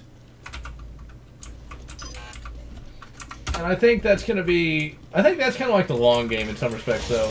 Initially, people who come over here might go for the whole leftist thing, but once they realize just how good they have it, they're not going to want to give that up. We've seen it happen with other nations. We're seeing it happen in Europe. That long game, unfortunately, the realization of the long con does not come quick enough. Yeah, but then again, I mean, the positive thing is... There's no then again. That's exact. We've got very much like the statistics on communism, socialism, Maoism, Pol Potism, Castroism. We have the numbers. We've run this simulation before, and it wasn't a simulation. It was the real deal amongst several nations. There's a statue of Lenin in Seattle? Damn. Yeah, that's my point, is you're gonna have cultists. See, to me, that's just kind of disrespectful in some respects. There are some people who will, say that Lenin wasn't that bad, but... No, Lenin was terrible. Stalin was worse, but Lenin was terrible. Yeah, when you're so bad, you make Lenin look good. See, that's one of the things. That's where I think lack of study kind of comes in. Because with Lenin, you kind of hear like, oh, he wasn't that bad of a guy. He did this, this, this, and this. But come to find out, when he was looking for his successor, he basically had like all of his political opponents killed so they couldn't, take his place. And it's like, well, that's not what I would call a particularly good individual. That's the only way that socialism thrives, is that essentially you have to basically have a death toll. You have to eliminate your competition in the worst possible way, and you have to have it done with a small degree of plausible deniability or enough control that you don't have to deny it. It's because nobody will have the guts to step up to you. But it killed Anastasia. I think it was some rando that killed her, but yes, it was on his orders, I would imagine. Oh yeah, for those who are really young, there was a time when it was thought that Anastasia was still alive, and then come to find out, well, they found her body. So, yeah. Yeah. Come to find out, surprise, still dead. See, to me, whenever we're like really being horribly depressing, we're talking like, yeah, death tolls this. It's like, what happened to just talking about video games? What happened to just talking about space exploration? Why does it have to have a political message? I know, right? It's like, to boldly go, right? Although that's one of those things that I've always wondered, like, what goes through someone's mind when they're ordered to just, like, shoot a child for, like, political reasons? Yeah, we're going there, or I'm going there. Because you bring up Anastasia, it's like, the person who did that was murdering a child. Like, a couple of them, actually. It's like, how does that... The only person you ask to do that is a dyed-in-the-wool cultist, because you ask somebody who's not, they're not going to do it. I mean, that's one of those things, like, if you look at like the statistics of how many people actually shoot somebody in a war, like straight up just shoot somebody, it's actually surprisingly low. I didn't know this until a number of years ago. It's like, if you can't shoot somebody that's shooting at you, how messed up do you have to be to murder a child because their family doesn't agree with you politically? That right there goes to show you just how insane people can be. Yeah, you have to get a cultist to do that. In wartime, essentially, there's panic, there's uncertainty. You're going to go through a lot of ammo before you take down one enemy combatant. Because the human being is not really set up to, well, kill people. It's ironic because people kill each other a lot, but it's like, that's not something that people sane people aren't. It takes a spark of insanity to kill without, any mental repercussion. And then just doing that. So, let's move on and talk about something happy. Think of something happy, damn it. Cheese. Cheese is good. Bob Ross. Actually, there's a Japanese Bob Ross, apparently. He's teaching watercolor. Babu Rasu. I'm going to have to pull it up. It got brought up in one of the chat discussions I was in. Like, guy's actually pretty good. Okay, what the hell? I am here, but what does this lovely want me to do? Gate B? Aliens. That's something positive, sort of. It's positive in comparison. Really? That was it? That was all? What the fuck was that supposed to be? Some drilling imply. Oh, that's a hub, I bet. This is a really long Doom wad. Quite good. Let's see. Before I get into aliens for a moment, let's see what time is it. Yeah, I'll go for a few more minutes. If I'm actually starting to get fatigued. But something more positive than child murder. Aliens! I'm going to do a review of the 2014 novels. And they're not bad, but they are a lot like Mandalorian in that they're complete and total filler. Literally nothing happens in them. Nothing happens. But it's one of those weird things where it's surprisingly well written. The characters are surprisingly good. But not much happens. They're not really that inspired, but it's weird. There's a lot of crap books I've read recently, and they are not crap. The alien novels aren't crap. They're just not that great. They're the problem they have is they refuse to take chances. They're wasted. Good efforts wasted by corporate nonsense.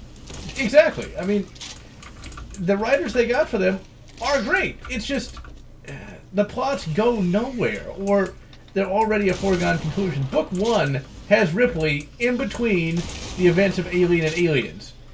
And I'm just going to spoil it right here because it's pretty obvious that she either A, never brings it up again, or B, something happens to make her forget. And yes, they go the old amnesia route. And it's like, what the fuck was the point of that? Why even have her in it? And she doesn't need to be in it. She barely plays a role in it. And it's like, you're going to have her go on this adventure, and then the only way you can salvage the timeline is surprise amnesia. Really? That's the best you got? And the second book takes place after Alien Resurrection. I actually still like that movie.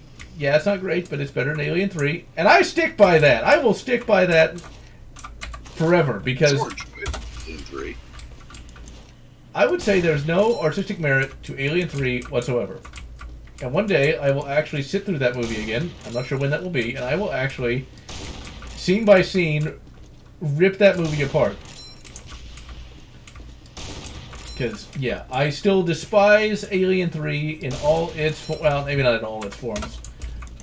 The Super Nintendo game is pretty good, but still. It is not good. It is bad. There is no saving grace for Alien 3. Well, the reason the Alien 3 game is good is because there's more than one alien. Yes, I know the whole one alien thing, but if you're going to go back to the original Alien movie and go that route, you need to have it actually be horror. And Alien 3 is horrible, but it's not horror, though. And I don't know why the bad guys always get the good uniforms. See, though, David Fincher, he's not really to blame for that. Because he didn't write it. It's the writing that ruins it. He's just a director that was brought on to try to salvage a film that was rapidly circling the drain. Alien 3 is a film that is lost potential, because here's the thing, there's no way that script would have actually been good, in my opinion. It is basically a shittier version of the first film, in literally every way. All you had to do was give them an actual budget, and you could have had, like, the epic event film. You know, you could have had, you know, Earth Hive be the plot, and people would have loved it. People would have flocked to see that film. It would have been called the Star Wars of Alien, and people would have loved it. And you can still have fairly cheap sets. I mean, Alien Earth Hive has a few cities. It has some ships. And that's really... You could make a lot of really enclosed... Yeah, the exteriors would get expensive, because you'd have to rent pine wood, and they wouldn't be cheap. No, the exteriors back then, by the time of Alien 3's making... Okay, Alien Earth Hive. Most of the scenes can be done with matte paintings and with very careful background work. You don't need full-on sweeping vistas unless you're talking, you know, what they did in Alien 3 for their vistas, which was matte paintings. It's a very solid, proven thing. Yeah, I guess that could work.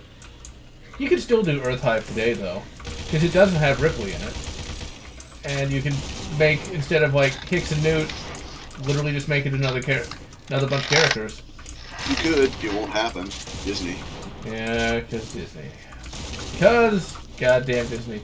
That's an example of a real missed opportunity, though, because there's so much good in that comic and book that people would love it. Yeah, I'm an Earth Hive fan. I would have loved to seen it happen, but it just wasn't in the cards. Like the marketing, you know, practically sells itself. It's like, this summer, the horror comes home, or some shit like that. And boom, there you go. There's your marketing. That, or, you know, if you're going to go for the whole original alien shock, in space, no one can hear you scream. On Earth, everyone can. Boom. It's perfect. It's like, just make the movie, Disney. You'll make billions of dollars, and people will like you again until you do something stupid. Well, it's Disney. The something stupid is going to be a rapidly reoccurring and prevalent theme. Of course, I just realized something that they would probably do, though. So, for those who have not actually read or... have not actually read Earth Hive, there's, like, some crazy alien cultists. I guarantee you they would, like, model that after, like, some sort of, like, one of those televangelists. They'd probably do that. Try to make some sort of political message. Oh, yeah. Or they do, like, some sort of anti-capitalist message. Like, capitalism is what led the alien to destroy everything. And it's like, well, not really. But... I don't know, I'd probably still watch it and just ignore those parts. Well, here's the thing. Whaling Utani is not a case of anti-capitalism, it's a case of anti-cronyism. Whaling Utani is the corrupt corporation. You do have corporations that exist within the Aliens universe, which are perfectly fine.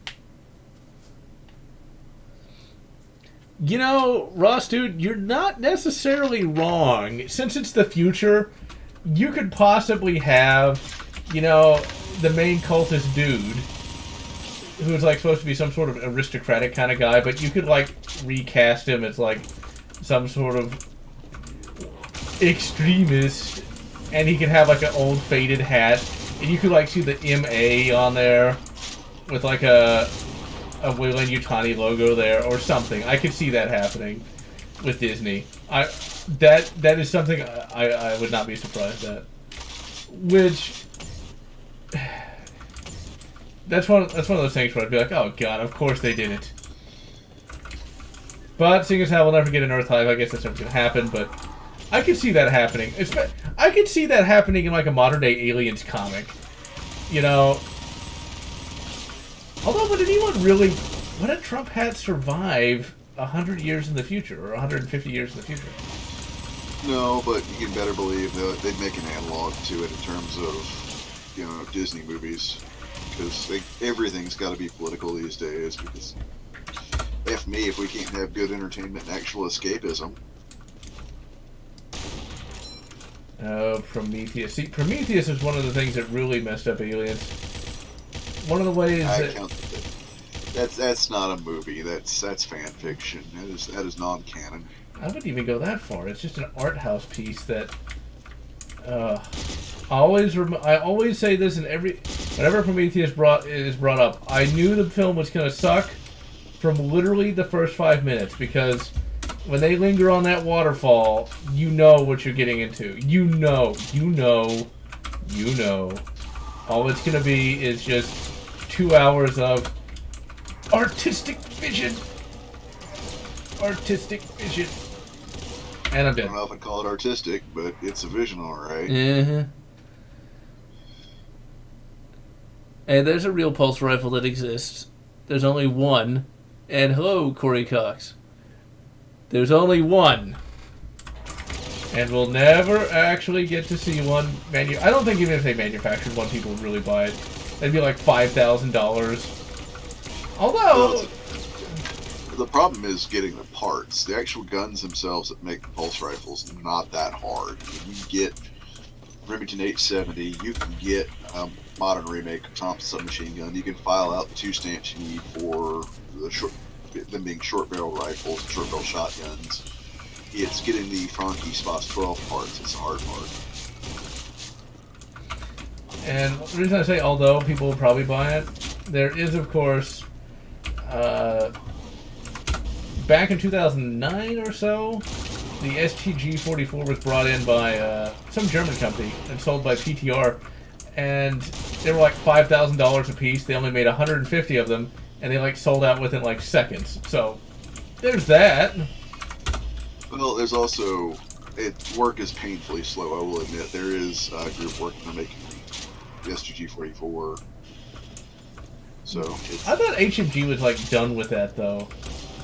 No, it's just like pulling teeth. Cause like I've seen some videos where like people have like canceled their pre-orders because they've given up on them. So I was looking forward to that because I definitely considered acquiring one of those at some point in the future. The biggest problem I have lore-wise, the pulse rifle, though it is one of my favorite sci-fi weapons of all time, is how in the heck did they get over the fact that the gun would overheat? That is a very good question. Of course, in the Earthhive book, they've got a Smith & Wesson that is both recoilless and soundless, so there's that. Yeah. Closest we could go is constant recoil and integrally suppressed. I'm just surprised Smith & Wesson has survived all that time. Oh, that reminds me of something absolutely hilarious. So there's a Aliens RPG. It was unofficial. And they had a lot of flavor text for it. I used to read it as a kid. And in that, they mentioned a weapon you could buy in the game as being a Colt. And what's really funny is the original company has long since gone bankrupt, but this is a reproduction. It's like, oh, how little they knew back in 2004. How little they knew. Well, yes and no, because remember, 2004 was right before Colt's second bankruptcy. Oh, okay, so then, alright, I did not know that. Yeah, remember, 2004 was when they reintroduced the 6920, or rather, introduced the 6920 into civilian sales. Otherwise, you pretty much had. Okay, here's something kind of. I'm showing my age here. Before 2004, the only way you were buying a Colt civilian is if you bought what was called Blue Box. You weren't getting the magazines, but you could technically go to me or a few other suppliers who would purchase the LEO-only carbines, alter them so they could be sold onto the market in the original blue boxes, hence the term blue box, because Colt pretty much had no AR-15 presence till after 2004 for the civilian market, and we would resell those for a premium. I would imagine. That is what people do not appreciate these days. ARs are so much cheaper than they were back in the old days. Oh yeah, adjusted for inflation at 2004, the blue boxes, you're talking, when current day cash, it would be $2,100 per rifle. I remember that, actually, now that you mention it. There's a local gun shop that had those. And yeah, that's pretty much how much they charged. There was something different about those charging handles. I mentioned this to you before, Rain. I don't know what it was, but they had a specific kind of charging handle that I've never seen before. Or seen before. We had the large latch, and we also had the very first PRI gas buster charging handles. That's the only ones I remember blue boxing. I think it was probably just a normal one, and I'm just misremembering it. That's the only thing that explains it. Well, no, you had large latch, which, you know, you just punch the pin out of it and replace the latch. But those things, while they work on a one-way range, they never last a combat environment. Yeah. I couldn't tell you. That's a memory from, like, well over 15 years. Almost 20 now. That's kind of nutty to think about that. Oh. Answer to what question? No, why of what? Okay, let me... I don't even see it. And yeah... Hey, you know, the smart gun can be really light. AVP2 on stream. I actually did an entire Let's Play on AVP2 about 7 years ago, but it's there. Don't ask me to try to get AVP2 working on Windows 10. That'd be horrible. Can't even imagine how you get that working now. And Tech, to answer your question about the bad regimes having good uniforms, well, for Germany it was a case of they hired Hugo Boss. Schutzstaffel uniforms and all the officers' uniforms were made by Hugo Boss. And evidently Hugo Boss survived World War II because I actually have a belt made by them. Or made... Oh, yeah. He survived World War II, and his company definitely did.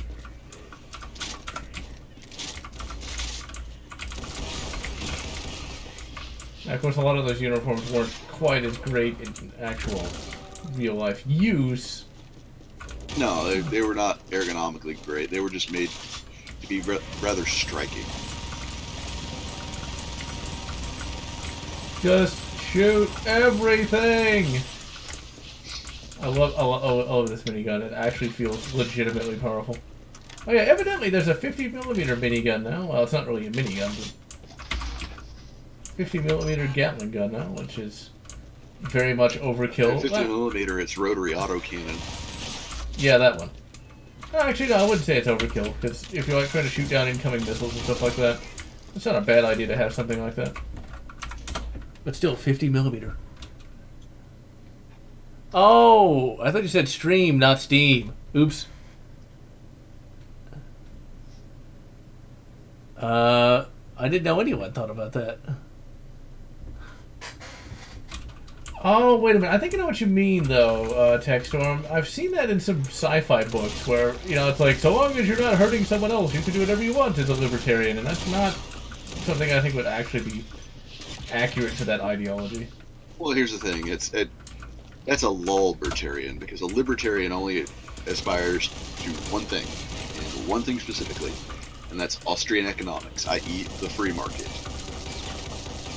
Anything else you attach to that and try to call libertarianism is not libertarianism. It is libertarianism.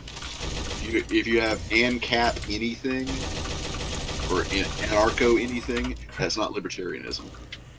Libertarianism is the free market, i.e. supply and demand, and the minimalization of government. Not the elimination, the minimalization. So, not a giant pirate base on the moon then. Because that was something that the Libertarians set up in a near-future sci-fi book I recently read. No, maybe a free harbor, sure, but a pirate base, no, because piracy violates the NAP, which that's a no-go. You don't do that. A Proud and Booming Industry by Paul Debizine. We got a lot of people calling themselves libertarians. That's a lot like, a lot of socialists saying, "Oh, we're for free healthcare." Like, yeah, I bet. Yeah. All right, I've been going 2 hours and I'm tired. We need to end on something positive, and that something positive is go, say something positive, damn it. Something positive? Cannonball for the PC. It's basically a remake of the Outrun engine. It's been really good. Waifus. That's not positive. That's a body pillow.